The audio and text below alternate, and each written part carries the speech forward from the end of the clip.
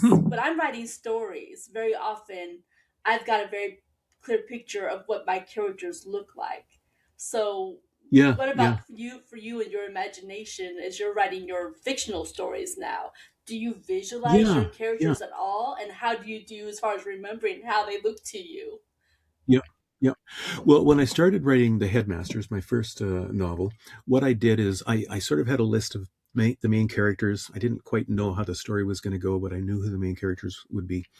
And I just searched for photographs on the internet of strangers, basically, until I found somebody like the main character. Her name is Maple. And I finally came across a young woman. She's in the novel, she's about 12 when the novel starts and about 20 when it ends.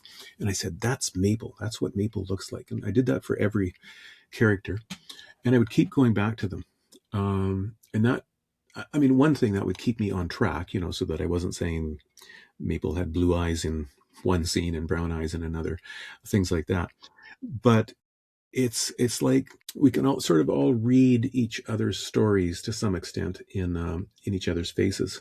I think there's that song. What's it called? The Story. Who's that by? Anyways, it's about how the story of her life is written in her face, and I think that's very true. So yeah, I did things like that, and I guess I was able to picture them, but I've discovered not to the same degree that other people can picture things. Like I did this with I came across this a couple of months ago in the New York Times, I think, how different people have not just the ability to see or remember or not remember faces, but other things.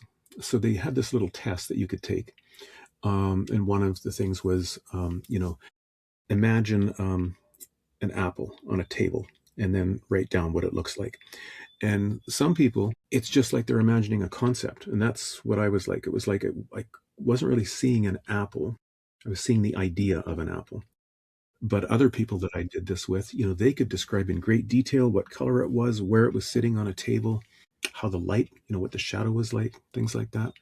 I mean, there's so much about our minds that we don't know, you know. Absolutely. And hearing you talk about that reminds me of a conversation I had last summer with one of my cousins.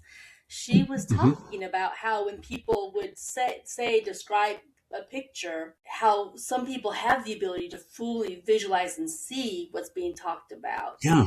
But she did Yeah. not have that ability. She could, Yep. when Yep. she was doing that, it was more like you were saying, the concept. She couldn't actually Hmm. visualize it, but she could understand the concept. And that was very Yep. interesting to me to hear Yep. that for the first time. And then, of Hmm. course, it started me on this whole Hmm. trajectory of, could I actually see it, or was I imagining I could see it? Kind of a conversation in my head. Right. But Right. that Right. was fascinating to Yeah. learn that was a Yeah. problem that she had, and I had no idea Yeah. that there was even Yeah. that thought And there are process out super there. visualizers.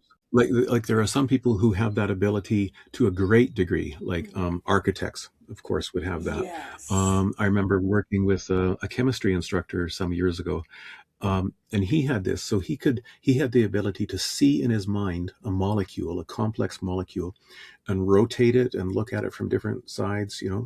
Obviously that's why he was a great chemistry professor. Yeah.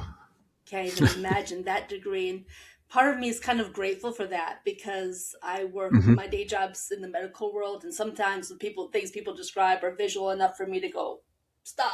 Yeah. you know, Yeah. You're Yeah. gonna make me Yeah. sick too. But oh my Yep. goodness, Yep. that Well, degree that of that makes visualization.